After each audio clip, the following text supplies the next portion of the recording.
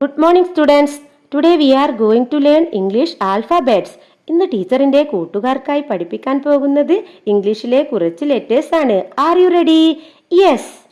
A is for apple. എന്താണ്? Once again.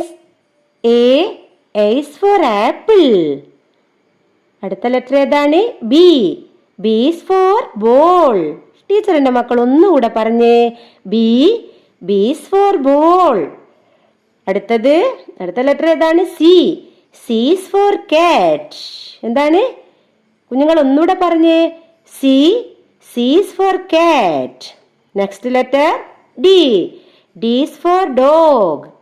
എന്താണ്? ഒന്നുകൂടെ പറഞ്ഞേ മക്കള്. D is for dog. Next letter E. E is for elephant. എന്താണ്? E is for elephant. Next letter F. ഏതാണ്? F. F is for fish.